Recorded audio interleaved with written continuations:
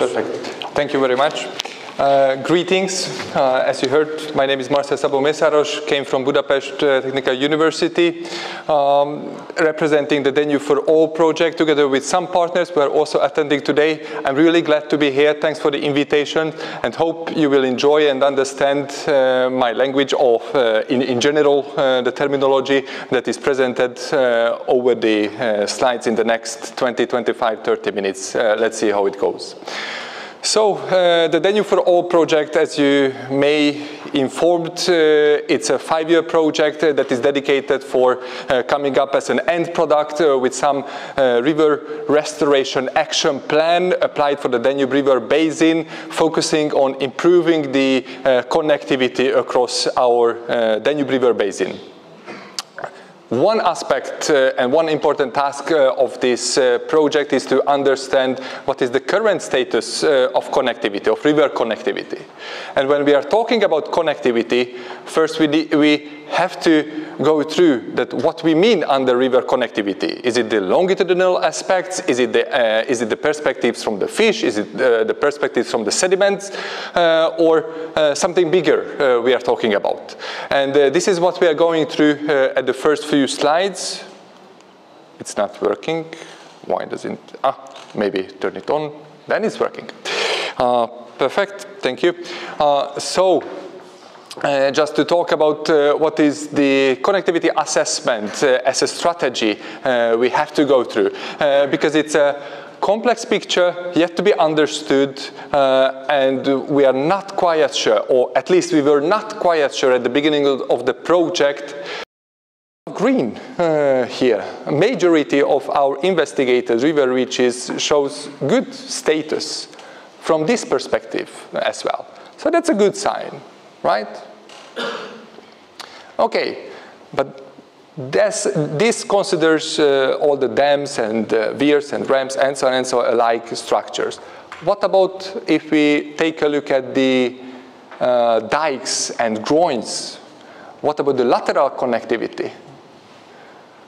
Oh, that's a little bit different picture. I have a lot of threads along the Danube, not a surprise, it's a navigation, it's an important transport route for Europe and for the different nations. So of course it's over-regulated. It's not a surprise, but many other tributaries are also either impounded or artificial, or has some serious issues because of the project, or there are not very visible the different scales of the color, but when it's not green, it's also telling you that what is the main problem? Is it the groins, or is it some further barriers like flood protection measures, some dikes, embankments, or both? Because you also need to identify and check for the thresholds differently for these types of measure. So it's a little bit different picture, but still a lot of green at the upper sections of our rivers. Oh, yeah. And one important thing also here to consider, we not infinitely investigate that on the lateral direction, so connections with the floodplains happening 20 kilometers away from my river. Are there any barriers there? I don't care, or the methodology don't care. The methodology sets a so-called evaluation corridor, a fluvial corridor, few kilometers from each side of my river, on the right side, on the left side. Within, I only focus of these barriers, the groins, the dikes, the embankments, only within this corridor. Everything outside, I acknowledge we have urbanized areas, we have agricultural areas, and so on and so on. But within this corridor, I'm interested in, or the methodology interested in. Okay, but let's take a look on the large scale. What happens on the large scale? The lateral and the longitudinal was on reach scale. Now let's take a look on the large scale. What happens if you focus of large scale assessment of sediment transport? Take a look, a lot of red. A lot of red. Does it mean that we don't have enough sediment influx from the mountains to our rivers.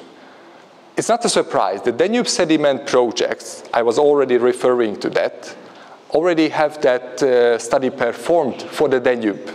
But here is a further proof or validation of their results. Why is that?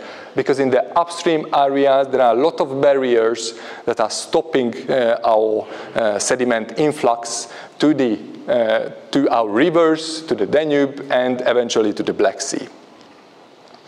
When we integrate, and this is my last slide, or next to the second to the last slide, when we integrate all the different criteria checks, what we will get at the very end?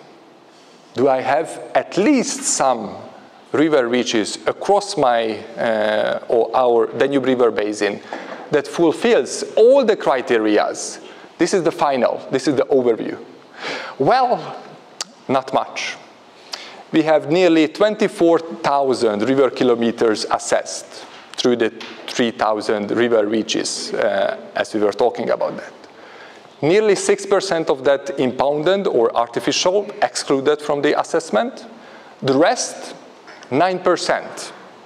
Out of the rest, 9% that is equals to free-flowing or fulfills all the criteria, which is a good, because it could have been much, much worse, even if we have, or especially when we have enough data from the different countries, from the different regions to perform the same study. So it's a little bit optimistic, I would say. But what does the rest say? That 85% is not, so we have a lot of things to address, a lot of things to go through. Maybe only this, a majority of this 85% only fails because of one criteria or several criteria. This is what will form our restoration aims and plans for the near future, fulfilling the biodiversity strategy and the nature restoration law obligations. That's why it's important. And my very last, just the take-home messages, and with that I thanks for your attention. The river connectivity is a multidimensionality topic. We saw why is that, and the ECOSTAT took a step in to actually consider or start to consider as a holistic, from a holistic point of view, this dimensionality, this connectivity for our rivers, which is a first in the world and a good thing. Still under development. Also need to know that their methodology is under development. And then to the last, that the applications that has been presented for the Danube River basins quite challenging to perform, but they provide such an insight that has been never seen before, and that is how our practical steps in terms of restorations or conservation plans could be supported towards the right direction. And this is the main point here. Towards the right direction, we need to understand what to do and where to do that. With that, I thank you for your attention. If there are any questions later or through the day, I'm here.